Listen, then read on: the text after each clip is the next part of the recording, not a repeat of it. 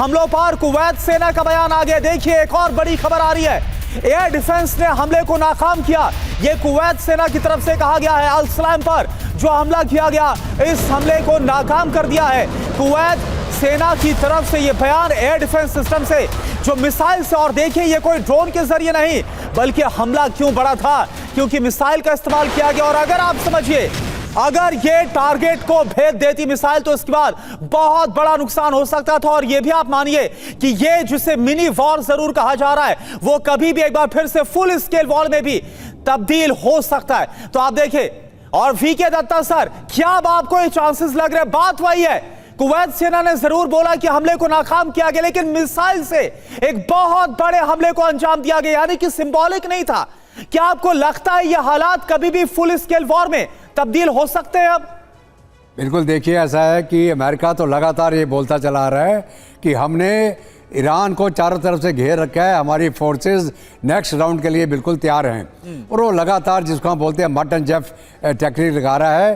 कभी वो वार्ता के लिए होता है, कभी पाकिस्तान के माध्यम से, कभी आप अगर कतर की बात करें उनके माध्यम से, और बीच बीच में क्या है वो अपनी जो फोर्सेस हैं, कभी वो अपना बेड़ा भेज देगा हॉर्मुज़ में कोई शिप्स को एक्सपोर्ट करने के लिए, और यहाँ डोनाल्ड ट्रंप थ्रेट करता रहेगा कि अभी हम नेक्स्ट राउंड चालू करने लगे अगर हमारा डील हमारे शर्तों के ऊपर नहीं हुआ।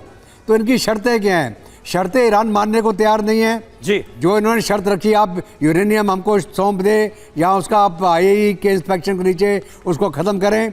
दूसरा क्या है कि जो ईरान का है कि हम यूरेनियम नहीं देंगे, आप हमको जंग का मुआवजा दीजिए, हमारे फ्रोजन रिसर्च को आप रिलीज करिए। सही बात है सर, वो समझौते में चुंगी लेंगे, वसूल करेंगे। बिल्कुल बिल्कुल, और लगातार तमाम तरह की बातें समझौते को लेकर डील कर सामने आ रही हैं। ये हुआ, ये नहीं हुआ, कभी डोनाल्ड ट्रंप कहते हैं कि ये हो गया, ईरान उसे खारिज कर देता है, ये तो चल ही रहा है। लेकिन अब मिसाइलें बरसनी शुरू हो गई हैं तिवारी सर, इसलिए ये डेवलपमेंट अपने आप में बहुत ज्यादा अहम हो जाता है। और क्या 40 दिनों की जंग में, क्योंकि हमने देखा जब जंग चल रही थी और ईरान पर हमले अमेरिका की तरफ से हो रहे थे, इजराइल की तरफ से हो रहे थे, तो जवाब भुगतना पड़ रहा था खाड़ी देशों को। UAE को सबसे ज्यादा नुकसान हुआ। क्या अभी भी खाड़ी देशों को यह समझ नहीं आ रहा है कि अमेरिका और इजराइल के दबाव के चलते अगर उन्होंने अपने यहां मौजूद अमेरिकी बेसेस का इस्तेमाल ईरान के खिलाफ होने दिया तो अंजाम यह होगा जो अब कुवैत का हो रहा है?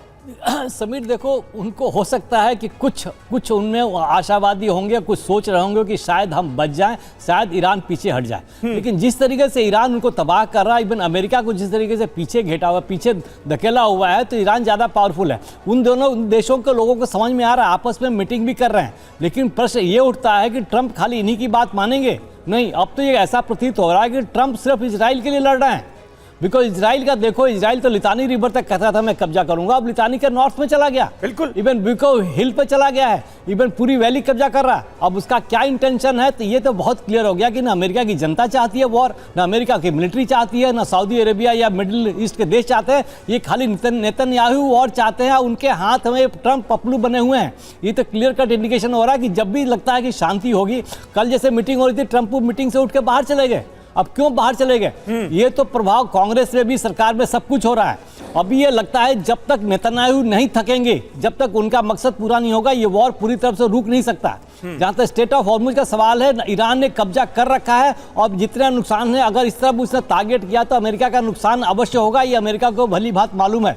इसलिए अपनी जो भी कॉर्डन ऑफ कर रखा है अरेबियन सी में, वो इतने डिस्टेंस पर है जो ईरान के अटैक से थोड़ा बाहर है। इसके अलावा ये भी है कि जो उनके अटैक्स आएंगे उनको न्यूट्रलाइज कर सकते हैं। लेकिन सर, कुवैत को कौन बचाएगा? कुवैत ईरान से सिर्फ 23 किलोमीटर दूर है। क्षेत्रफल की बात करें तो 92-93 कुवैत समा जाएंगे ईरान में। ईरान इतना बड़ा है, अगर ईरान पर इसने इस तरह से हमले कुवैत पर शुरू किए तो फिर उसका अंजाम क्या होगा?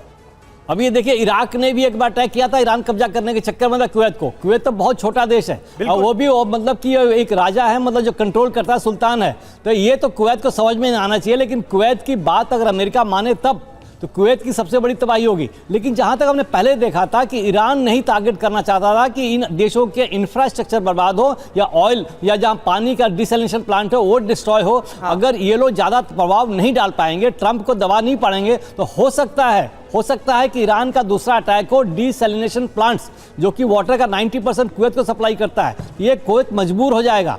ये लेकिन ये समय कैसा लग रहा है, क्यों हो रहा है कि ये लोग इकट्ठा क्यों नहीं हो पा रहे हैं? इनके आपस में ये भी डर है कि अगर हम इकट्ठा होकर कुछ किया तो, बिकॉज ये सब तो सुल्तान है, ऑटोक्रेसी है, राजा है, और पब्लिक सामने आ गई तो उनका जो कंट्रोल है देश में वो कम हो जाएगा। तो ये भी एक बिल्कुल सर, यानी कुल मिलाकर ये कि भारी कीमत जो खाड़ी देश हैं उन्हें चुकानी पड़ सकती है, और जो एक दबाव है वो भी ईरान की तरफ से बार बार डाला गया खाड़ी देशों पर कि अपने यहां से जो अमेरिकी सेना है उनकी वापसी को सुनिश्चित करें, अमेरिका को मदद ना पहुंचाए।